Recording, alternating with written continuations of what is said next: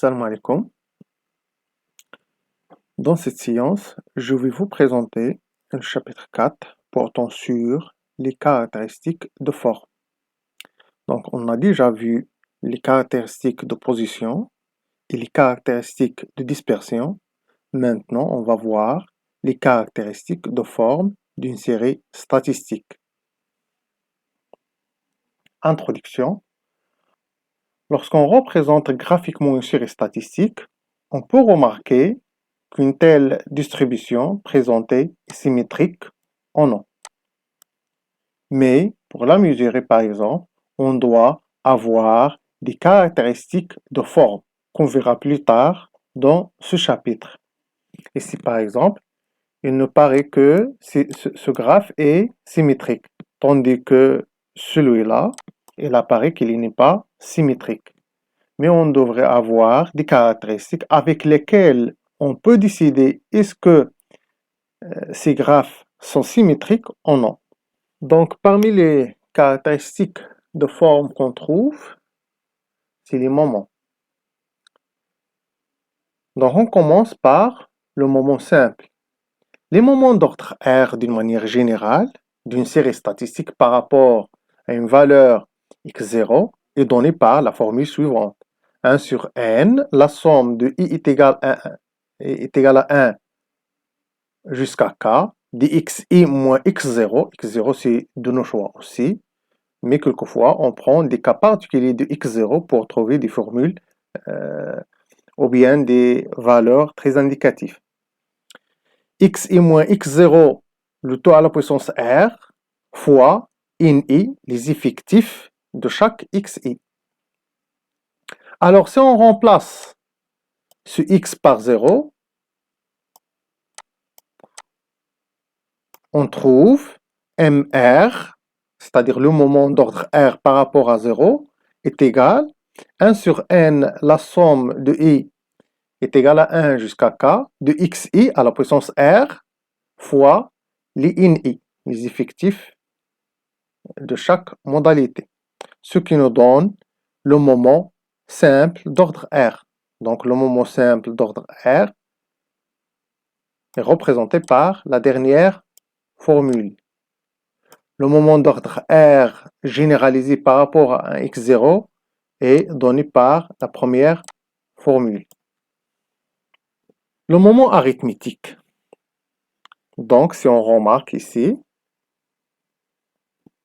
on revient au précédent, si on donne par exemple ici à R 1, donc M1, si on remplace R par 1, on trouve la moyenne arithmétique. Donc, les cas particuliers de ce moment nous donnent des notions qu'on a déjà vues et qui ont une utilité dans la statistique descriptive. Donc, si on remplace R par 1, on trouve la moyenne arithmétique d'une série statistique, qu'on note aussi x bar. Donc, c'est le moment simple d'ordre 1. Pour le moment simple d'ordre 0, donc si on remplace R par 0, sachant que les xi sont tous non nuls. Car on trouve xi à la puissance 0. 0 à la puissance 0, c'est indéfini. Donc, on devrait avoir les xi tous non nuls. Dans ce cas, xi à la puissance 0 est égal à 1, et on trouve 1 sur grand N fois la somme des ini. La somme des ini, c'est grand N, c'est l'effectif total. 1 sur n fois n est égal à 1. Donc, M0, si les xi sont tous non nuls, est égal à 1. Moment centré. Un autre cas particulier du moment d'ordre R, si on prend x0 est égal à x bar, on obtient le moment dit centré d'ordre R. Le moment centré d'ordre R, donné par la formule ci-dessous, est noté mu. Mu R est égal à 1 sur n, la somme de i est égale à 1 jusqu'à k, c'est le nombre de modalités, c'est le nombre des xi, xi moins x bar à la puissance r fois ni, l'effectif de chaque modalité. Donc ici, on travaille avec les séries statistiques discrètes, mais si on travaille avec les séries statistiques continues, on doit remplacer les xi par le centre de chaque classe, de chaque modalité qui est sous forme d'une classe. C'est clair, donc on change pour le moment centré d'ordre R, on change la notation. Au lieu de MR, le moment d'ordre R d'une manière générale, on écrit mu R, qui est égal à 1 sur N, la somme de I est égale à 1 jusqu'à K, xi moins x bar, le tout à la puissance R fois ni. CR est pair. Mu R est un paramètre de dispersion qu'on a déjà vu que les moments, ce sont aussi des paramètres de dispersion. Mais CR est impair. Donc, cette valeur sera un paramètre de symétrie, c'est-à-dire il mesure la symétrie d'une série statistique. Donc, à travers les valeurs qu'on trouve, on va l'interpréter et dire est-ce que cette série statistique est symétrique ou non. Mais pour la première, on peut dire aussi que cette série statistique est assez dispersée ou bien elle a les éléments l'un proche de l'autre. Exemple, donc voilà une série statistique. Les séries statistiques, c'est les xi et les ni.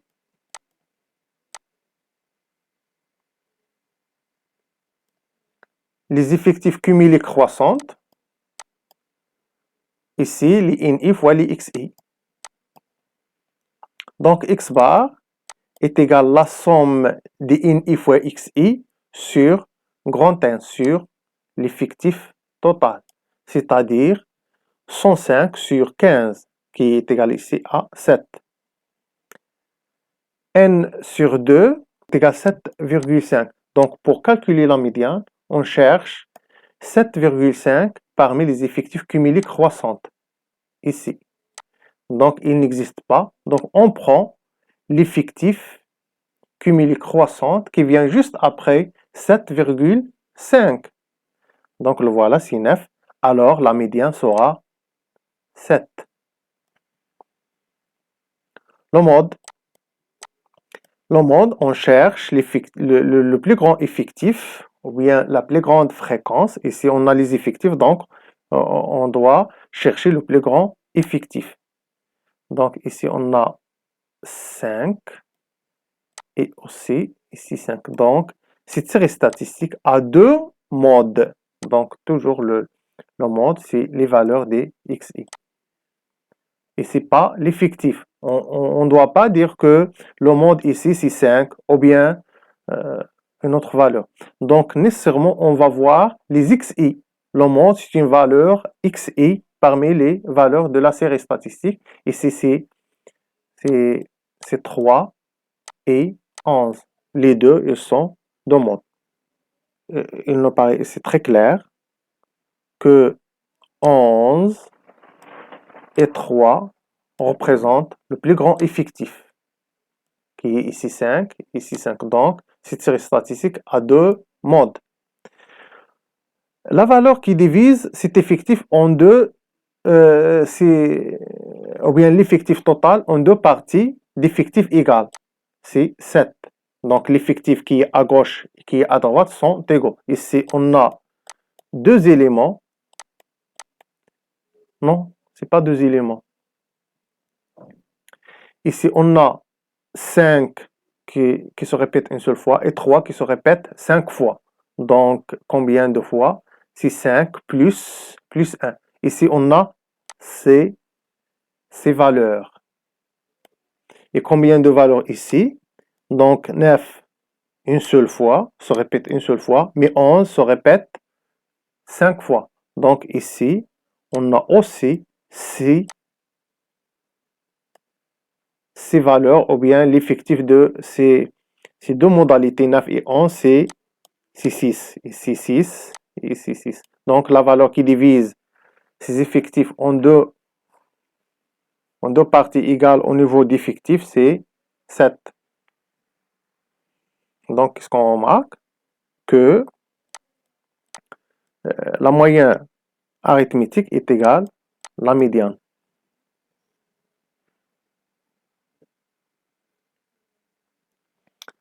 Lorsque la série statistique n'est pas symétrique, on dit qu'il est asymétrique.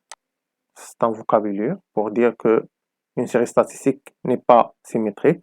Et alors, on n'a plus x0 est égal à la médiane est égal au mode. Donc, cette relation ne sera plus vérifiée si la série statistique est asymétrique. On peut mesurer aussi sous symétrie par le coefficient de Pearson, donné par la formule suivante. C'est le coefficient de Pearson. X bar, c'est la moyenne arithmétique moins le mode sur l'écart type de cette série statistique. En effet, si la série est symétrique et elle a un seul mode, alors x bar est égal au mode et AP est égal à 0.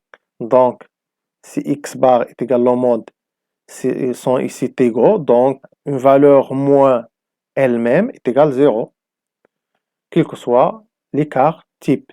Alors, dans ce cas, AP est égal à 0. Comme le cas suivant. Donc, on peut conclure ici qu'il est symétrique. Le coefficient d'asymétrie le plus important et le plus utilisé est le coefficient de Fisher, défini par la formule suivante. Notez G1 est égal le moment centré d'ordre 3 sur l'écart type à la puissance 3. Donc, la formule qui nous permet de calculer le moment centré d'ordre 3 est la suivante. Mu d'ordre 3 est égal à 1 sur n, la somme de i est égale à 1 jusqu'à k, 10xi moins x bar, le moyen arithmétique, à la puissance 3 fois les in i. Donc, c'est le moment centré d'ordre 3. Alors, l'interprétation des résultats qu'on trouve de cette caractéristique de forme. Alors, si G1 est égal à 0, donc on déduit que cette série statistique est symétrique. C'est clair et c'est facile à voir. Donc, si G1 est égal à 0, alors on dit que cette série statistique ou bien cette distribution statistique est symétrique. Maintenant, si G1 est inférieur à 0, c'est-à-dire inférieur strictement à 0, alors la distribution est asymétrique, ou bien la série statistique est asymétrique à gauche. Ou on dit qu'il est oblique à droite. On va voir graphiquement la signification de cette interprétation. Et si G1 est supérieur strictement à 0, alors la distribution est symétrique à droite et on dit que, ou bien on dit qu'il est oblique à gauche. En particulier, ça c'est des cas particuliers. Pour mu1, toujours on trouve mu1 est égal à 0. Toujours, quelle que soit la série statistique, soit discrète, soit continue. Pour le moment centré d'ordre 2, on trouve toujours illégal la variance. On a déjà vu ça dans les caractéristiques de dispersion. Il suffit de voir la formule pour déduire que le moment centré d'ordre 2 est égal à la variance de cette série statistique. Relation entre le moment d'une manière générale et le moment centré. C'est par rapport à x0 et ce deuxième est par rapport à x bar. Donc, on a la formule de, ou bien la binôme de Newton, x plus y à la puissance r est égal à la somme de i de 1 jusqu'à k. La combinaison de i parmi r des xi, ou bien des x à la puissance r moins i fois yi. C'est la formule, ou bien c'est la célèbre formule de binôme de Newton, vous le savez déjà. Mais ici, au lieu de r, c'est à la puissance n. Au lieu de x, y, on trouve a plus b. C'est la combinaison, c'est la somme de la combinaison de i parmi r fois x, le premier élément, à la puissance r moins i fois le deuxième élément à la puissance i. Donc, à travers cette binôme de Newton, qui généralise les identités remarquables qu'on savait déjà, soit a plus b à la puissance 2 ou bien à la puissance 3, et aussi a moins b à la puissance 2 ou bien à la puissance 3. Si on simplifie la formule du moment centré d'ordre 2, la voilà. Donc, il suffit ici de développer cette identité remarquable. On trouve le moment simple d'ordre 2, le moment simple d'ordre 1 au carré. La deuxième formule, c'est le moment d'ordre 3. Il suffit de développer les identités remarquables d'ordre 4, d'ordre 5, et ainsi de suite. Donc toujours, on trouve une relation entre les moments centrés d'ordre 2, 3, 4, 5 et les moments simples sont aussi d'ordre 1, 2, 3 et 4 et ainsi de suite. Donc si on continue à calculer, toujours on trouve qu'il y a une relation entre ces moments. Les moments centrés et les moments simples. La symétrie. Une distribution statistique est symétrique si sa représentation graphique est symétrique. C'est évident. C'est-à-dire, il existe un axe vertical, souvent sera x est égal à x bar, la moyenne arithmétique. C'est comme ça, par exemple. Ici, x bar. Voilà la droite d'équation x est égal à x bar. Si x est égal à x bar. Donc la série statistique sera de cette forme, par exemple. Seulement un exemple. Donc, il doit être symétrique par rapport à cet axe. Aussi, les valeurs équidistantes de sa valeur centrale ont une fréquence égale. C'est la même chose que la première, soit égale au niveau des fréquences ou bien au niveau des effectifs. Ou bien il paraît sur la représentation graphique que cette série statistique est symétrique. Donc, si la série statistique est symétrique, alors on trouve que la moyenne arithmétique, la médiane et le mode se coïncident. C'est-à-dire, ils sont presque égaux ou bien ils sont égaux. Même, ils ne sont pas égales 100%. Par exemple, ils sont presque les mêmes. Avec une simple approximation, on trouve qu'ils sont égaux. Donc, on peut déduire que cette série statistique est symétrique. Voilà un exemple. Voilà une série statistique. Les statistiques sont les xi et les ni. On calcule les effectifs cumulés croissantes pour calculer la médiane. Et on calcule les ni fois les xi pour calculer la moyenne arithmétique. Donc la moyenne arithmétique est égale à 7. La médiane est égale à 7. Le mode aussi est égal à 7, la plus grande valeur. Non, la valeur qui a la plus grande effectif. Et celle-ci.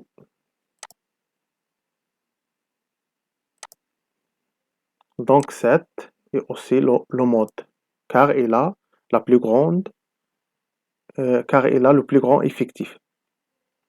Graphiquement, on voit que cette série statistique est symétrique.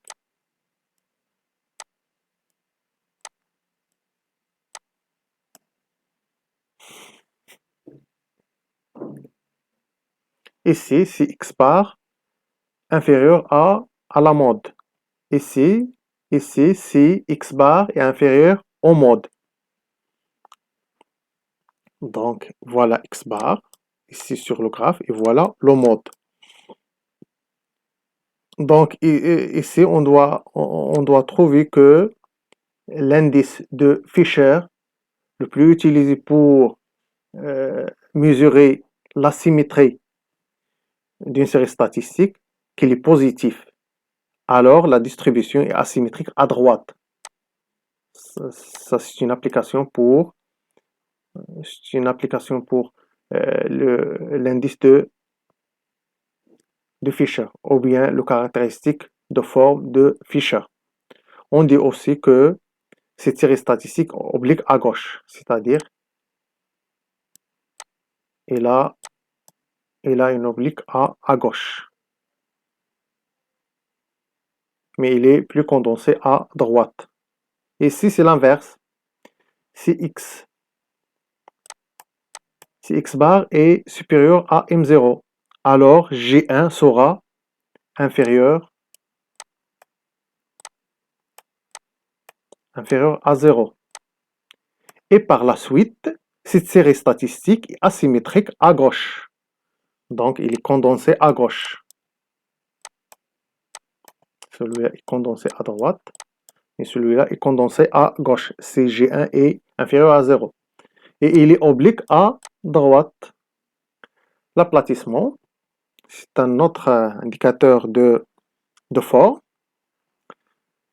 Une série statistique est plus ou moins aplatie, c'est-à-dire il est assez haut ou bien assez bas. Aplati, suivant que les fréquences de ces valeurs proches des valeurs centrales, c'est-à-dire il est de ces valeurs centrales, au plus ou moins élevées par rapport aux autres. Les mesures d'aplatissement s'appliquent aux distributions unimodales et symétriques ou peu asymétriques. Je suis plus aplati ici. Plus aplati, c'est-à-dire qu'il est assez large et proche de l'axe des abscisses. Ici, il est un peu condensé, il n'est pas assez large, même elle paraît ici les mêmes, il n'est pas assez large et il est assez loin, les valeurs ou bien les fréquences, ils sont assez loin de l'axe des abscisses. Et la distance est petite par rapport à la première. L'étendue ici est assez grand que la deuxième. Et l'auteur, ou bien l'auteur de est moins que la deuxième. Donc la première est plus aplatie que la deuxième. Entre deux cas, il existe un cas normal, au moyen. C'est le cas de distribution moyennement aplatie. Donc il y a des séries qui sont plus aplaties et ceux qui ont moins aplaties. Mais il y a d'autres qui sont moyennement aplaties. La série statistique plus aplatie est dite platicurtique. Ou bien les séries statistiques plus aplaties sont dites platicurtiques. Les séries statistiques moins aplaties sont dites leptocurtiques. Les séries statistiques moyennement aplaties sont dites mésocurtiques. Ce sont des vocabulaires pas assez importants ici.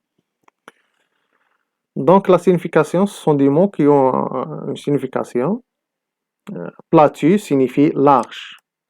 Lepto, ou bien leptos, signifie mince.